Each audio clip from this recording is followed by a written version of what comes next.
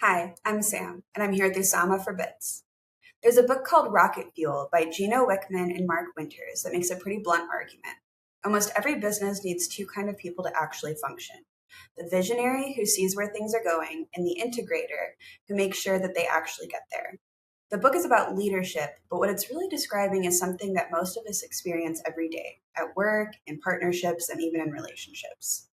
So, Usama, before we get into it, can you just break down what a visionary and an integrator actually look like in practice? Hello, Sam. Hello, everyone. I believe in this book that we're describing the visionary as the one with the big ideas that sets direction, and the integrator is the one that takes those ideas and turn them into reality through discipline and follow through. So, you and I have actually talked about this a lot recently, and I think we're a pretty good example of this pairing in practice. How does this actually work when it does work? Because from the description, it seems like these two would clash a lot. I would agree they clash, and I've been in those roles many times in many organizations. And yes, absolutely, we clash. But there are two facts about it. One, both roles are extremely complementary and necessary for the success of the organization. And the second thing, I'm not a subscriber to a person being one or the other. I think it depends on the situation and the decision making. Sometimes you're the visionary and sometimes you're the integrator, and you have to realize that role and be okay with it. You can't just be one thing and not the other. Both have to coexist. Both actually, I believe, coexist in each of us. Like, I feel like when I'm writing scripts, I'm more of an integrator, but when I'm doing more of a conceptual art project, I'm more of a visionary. So it kind of depends on what you're doing. I'd agree with that. I face it the same way. And I love actually the practice of going back and forth between them, because this way you appreciate a good integrator and you appreciate the visionary. And that's super important. So, do you have an example of how this manifests at Crossroads? Well, I mean, from a personal experience, I'll tell you that visionary is necessary, especially in a disruptive environment. So cybersecurity is extremely disruptive. Shelf life is short. You create a product, and within 6 months to 8 months, it's old and nobody cares about it. So you got to always be ahead. And visionary comes in because they see what's around the corner. They see how the market changes are, and now they have to somehow relay that information to the team.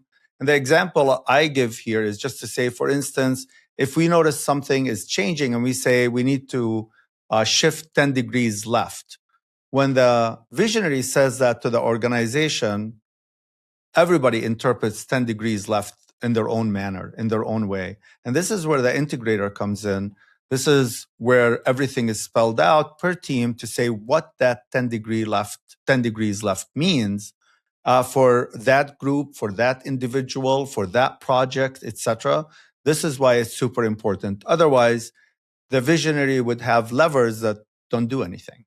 Do you think it's a communication issue that can create a barrier between these two? Partially a communication issue, but I think the other part is a skill set.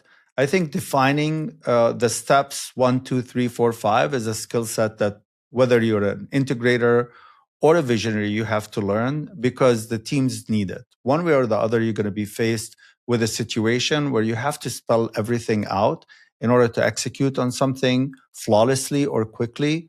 And you're not going to be able to afford to do the zigzags before you get to the destination. So I have a more specific example between the two of us working on this podcast. We would be working on the script together and then decide that it was good and ready to record.